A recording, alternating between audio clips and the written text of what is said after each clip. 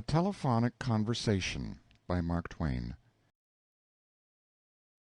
Consider that a conversation by telephone, when you are simply sitting by and not taking any part in that conversation, is one of the solemnest curiosities of modern life. Yesterday I was writing a deep article on a sublime philosophical subject while such a conversation was going on in the room.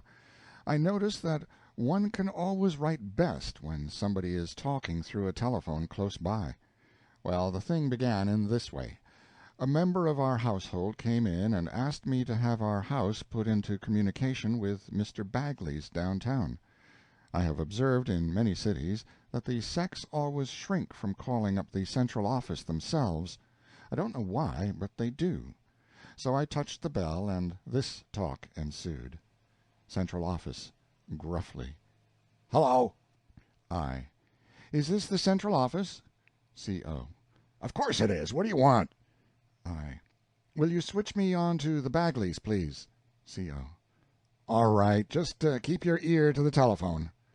Then I heard a cluck, cluck, cluck, cluck, cluck, cluck, look, look, then a horrible gritting of teeth, and finally a piping female voice. "Yes?" Rising inflection. "Did you wish to speak to me?" Without answering, I handed the telephone to the applicant and sat down. Then followed that queerest of all the queer things in this world, a conversation with only one end to it. You hear questions asked, you don't hear the answer. You hear invitations given, you hear no thanks in return. You have listening pauses of dead silence, followed by apparently irrelevant and unjustifiable exclamations of glad surprise or sorrow or dismay. You can't make head or tail of the talk, because you never hear anything that the person at the other end of the wire says. Well, I heard the following remarkable series of observations, all from the one tongue, and all shouted, for you can't ever persuade the sex to speak gently into a telephone. "Yes? Why, how did that happen?" Pause. "What did you say?" Pause. "Oh, no, I don't think it was." Pause. "No, oh, no, I didn't mean that. I meant put it in while it is still boiling, or just before it comes to a boil." Pause. "What?" Pause. "I turned it over with a backstitch on the selvage edge." Pause. "Yes, I like that way, too, but I think it's better to baste it on with Valenciennes or bombazine or something of that sort. It gives it such an air, and attracts so much noise." Pause.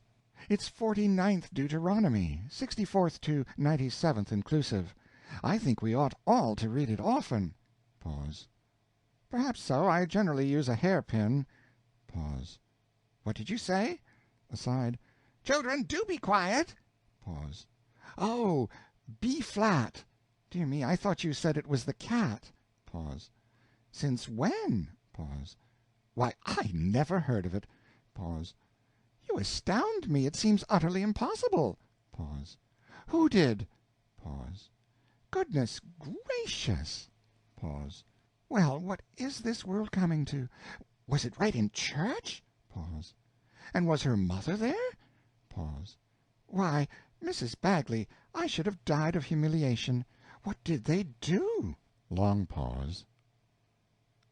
"I can't be perfectly sure, because I haven't the notes by me, but I think it goes something like this: Tiroli lol lol, lol lolly lol lol, oh tolly lol lol, lee lie lee do, and then repeat, you know." Pause. "Yes, I think it is very sweet, and very solemn and impressive, if you get the andantino and the pianissimo right." Pause. "Oh, gumdrops, gumdrops. But I never allow them to eat striped candy, and of course they can't till they get their teeth, anyway." Pause. "What?" Pause. "Oh, not in the least. Go right on. He's here writing. It doesn't bother him." Pause. "Very well, I'll come if I can." Aside. "Dear me, how it does tire a person's arm to hold this thing up so long. I wish she'd—" Pause. "Oh, no, not at all. I like to talk, but I'm afraid I'm keeping you from your affairs." Pause. "Visitors?" Pause. "No, we never use butter on them." Pause. Yes, that is a very good way, but all the cookbooks say they are very unhealthy when they are out of season, and he doesn't like them anyway, especially canned. Pause. Oh, I think that is too high for them. We have never paid over 50 cents a bunch. Pause. Must you go? Well, good-bye. Pause. Yes, I think so. Good-bye. Pause. 4 o'clock, then. I'll be ready. Good-bye. Pause. Thank you ever so much. Good-bye. Pause. Oh, not at all. Just as fresh. Which? Oh, I'm glad to hear you say that. Good-bye. Hangs up the telephone and says, Oh, it does tire a person's arms so. a man delivers a single brutal "Goodbye," and that is the end of it. Not so with the gentle sex. I say it in their praise. They cannot abide abruptness.